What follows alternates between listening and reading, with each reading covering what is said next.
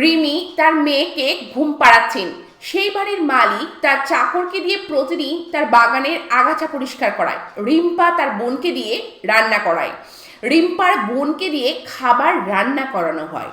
তো দেখো এই ধরনের সেন্টেন্স এবং আরও নানা রকমের সেন্টেন্সগুলি ইংলিশে বলার জন্য একে অপরকে আমরা কোন পজিটিভ ভার্ব ইউজ করতে পারি সেটি আজকে ক্লাসের মাধ্যমে আমরা দেখে নেব। তো welcome everybody, welcome to my channel Tusi English coaching. সরকার বলো প্রথম থেকে ক্লাসটি মনোযোগ সহকারে করতে। আজকে যারা চ্যানেলে প্রথম আছো এবং এখনও অবধি চ্যানেলটিকে যারা সাবস্ক্রাইব করনি তারা অবশ্যই চ্যানেলটিকে সাবস্ক্রাইব করে প্রতিনিয়ত এই ধরনের ইম্পর্টেন্ট ক্লাস করতে থাকো।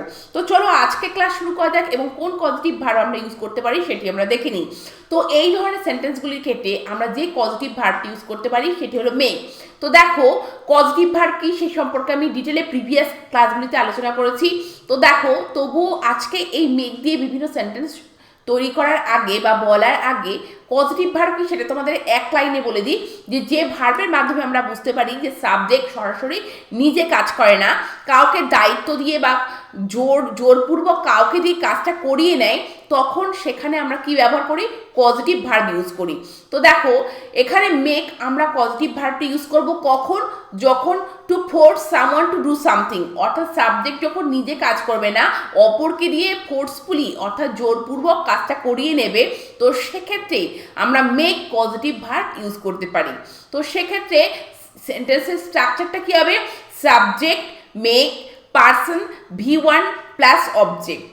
এবার সেন্টেন্সটি দেখো, রিমি তার বাচ্চাকে ঘুম পাড়াচ্ছে। তাহলে এখানে রিমি কিন্তু ঘুমাচ্ছে না, তার বাচ্চা ঘুমোতে চাইছে না, কিন্তু তাকে জোরপূর্বক ঘুম পাড়াচ্ছে।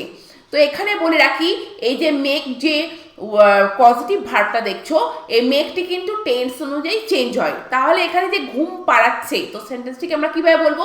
Rimi is making her baby slip. Rimi is making her baby slip.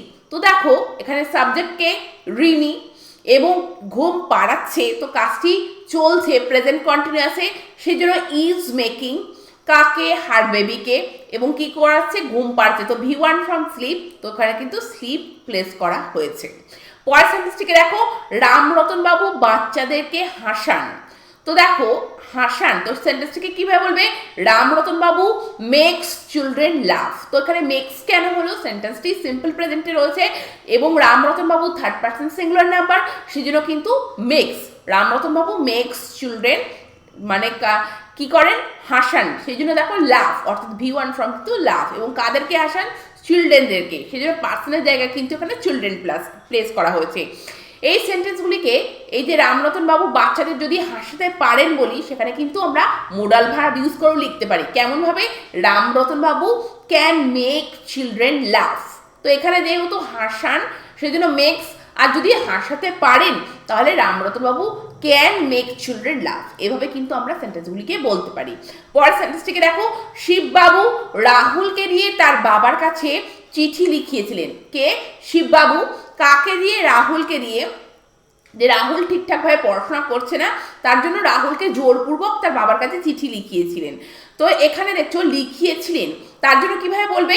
শিববাবু made Rahul write a letter to his father. Shibbabu made Rahul write a letter to his father. তো দেখো মেড কেন হলো? লিখিয়েছিলেন পাস্টে, সেই জন্য এখানে মেড। কাকে দিয়ে? রাহুলকে দিয়ে। এবং লেখানো রাইট, কি লিখিয়েছিলেন? A letter to his father, তার বাবাকে। তো এখানে একটা কথা বলে রাখি, এই যে প্রত্যেকটি সেন্টেন্স দেখছো এখানে কিন্তু অ্যাক্টিভ ভয়েসের উদাহরণ, কারণ এখানে যে কাজ করছে ডুয়ারের পাশাপাশি এখানে কিন্তু সাবজেক্টের কথা উল্লেখ আছে, অর্থাৎ কে কাজটা করিয়ে নিচ্ছে তার কথা উল্লেখ আছে। পরের স্লাইডটি দেখো, বাড়িটির মালিক তার চাকরকে দিয়ে প্রতিদিন তার বাগানের আগাছা পরিষ্কার করায়। তো এটিও দেখো বাড়িটির মালিক, এখানে দেখছো যে কে কাজটা কাকে দিয়ে করাচ্ছে, তার পাশাপাশি অর্থাৎ দুয়ারের পাশাপাশি সাবজেক্টের কথা উল্লেখ আছে। তো এটিও অ্যাক্টিভ ভয়েসের উদাহরণ। তো পরের স্লাইডে আমি কিন্তু প্যাসিভ ভয়েস নিয়ে আলোচনা করব। তো দেখো সেন্টেন্সটিকে আমরা কিভাবে বলবো? The owner of the house makes his servant with his garden. The owner of the house makes his servant with his garden. তো বাড়িটির মালিক the owner of the house তো বাগানের আগাছা পরিষ্কার করায় বা করান, সেই জন্য দেখো সিম্পল প্রেজেন্টে রয়েছে, সেই জন্য মেক্স কাকে দিয়ে? হিজ সার্ভেন্টকে দিয়ে। কি করেন? উইড অর্থাৎ আগাছা পরিষ্কার করেন হিজ গার্ডেন এভরিডে, প্রতিদিন। তো এটি কিন্তু অ্যাক্টিভ ভয়েসের উদাহরণ, কারণ যে করছে এবং যে করাচ্ছে দুজনের কথা কিন্তু উল্লেখ আছে, অর্থাৎ যে করিয়ে নিচ্ছে তার কথা, অর্থাৎ সাবজেক্টের কথা কিন্তু উল্লেখ আছে। পরের সেন্টেন্সটি দেখো, একটি অদ্ভুত খবর তাকে চমকে দিয়েছে বা দিয়েছিল। তো কিভাবে বলবে? A strange news made her surprised. A strange news made her surprised. তো দেখছো যে স্ট্রেঞ্জ নিউজ কি করেছিল? তাকে চমকে দিয়েছিল। সেজন্য মেকের পাস্ট মেড, কাকে? তাকে, হার। এবং কি করিয়েছিল? চমকে দিয়েছিল। তো সারপ্রাইজ, তাকে কিন্তু চমকে দিয়েছিল। পরের সেন্টেন্সটিকে দেখো, আমি তাকে এক কাপ কফি পান করিয়েছিলাম, মানে সে কফি পান করতে চাইছিল না, কিন্তু আমি তাকে বলে বা জোরপূর্বক এখানে আমি তাকে এক কাপ কফি পান করিয়েছিলাম। তো সেন্টেন্সটিকে কিভাবে বলবে? I made him drink a cup of coffee. I made him drink a cup of coffee. তো সাবজেক্ট আই, পান করিয়েছিলাম, সেজন্য মেড হিম ড্রিঙ্ক, কি পান করিয়েছিলাম? এ কাপ অফ কফি। তো এখানে প্রত্যেকটি ক্ষেত্রে দেখছো ডুয়ারের পাশাপাশি কে কাজটা করিয়ে নিচ্ছে তার কথা কিন্তু উল্লেখ আছে। এইবার পরের স্লাইডে দেখো আমি প্যাসিভ ভয়েস নিয়ে আলোচনা করব। তো তোমরা পরপর সেন্টেন্সগুলিকে লক্ষ্য করতে থাকবে। তো দেখো, রোহিত সব সময় তার ভাইকে দিয়ে তার ঘর পরিষ্কার করায়। তো এটি কি ভয়েসের উদাহরণ? পজিটিভ ভার্বে।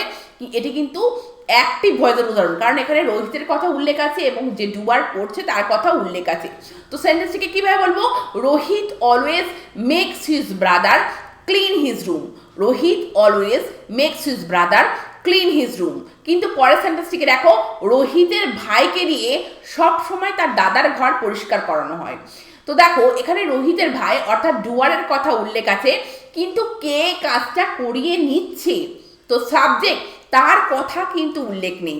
তো এই ধরনের সেন্টেন্সগুলি কিন্তু প্যাসিভ ভয়েসের উদাহরণ। তো সেন্টেন্সগুলিকে আমরা কিভাবে বলবো? Rohit's brother is always made to clean his brother's room. Rohit's brother is always made to clean his brother's room. তো এখানে দেখো ডুয়ারের কথা, মানে যে করছে রোহিতস ব্রাদার, তাকে দিয়ে করানো হচ্ছে, তো এটা প্যাসিভই রয়েছে, সেই জন্য ইজ অলওয়েজ মেড। এবং এখানে খেয়াল রাখবে, এখানে কিন্তু ইনফিনিটিভ টু আমাদেরকে বসাতে হবে, টু ক্লিন।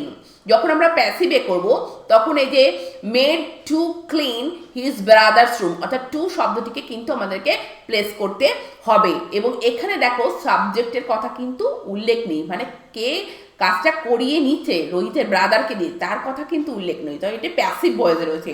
পরের সেন্টেন্সটিকে দেখো, রিম্পা তার বোনকে দিয়ে রান্না করে। তো রিম্পা এখানে উল্লেখ আছে, রিম্পা হচ্ছে সাবজেক্ট, সে তার বোনকে দিয়ে জোরপূর্বক রান্নাটা করিয়ে নেয়। তো সেন্টেন্সটিকে আমরা অ্যাক্টিভ ভয়েসে কি করে বলতে পারি? Rimpa makes her sister cook food. Rimpa makes her sister cook food. তো দেখো রিম্পা তার বোনকে করায়, তো এটা সিম্পল প্রেজেন্টে, সেজন্য makes her sister cook food. কিন্তু পরের সেন্টেন্সটিকে দেখো, রিম্পার বোনকে দিয়ে খাবার রান্না করানো হয়, অর্থাৎ রিম্পার বোন কিন্তু খাবার রান্না করে, কিন্তু কে তাকে দিয়ে রান্নাটা জোরপূর্বক করিয়ে নেয় তার কথা কিন্তু এখানে উল্লেখ নেই। তো এটি কিন্তু প্যাসিভ ভয়েসের উদাহরণ।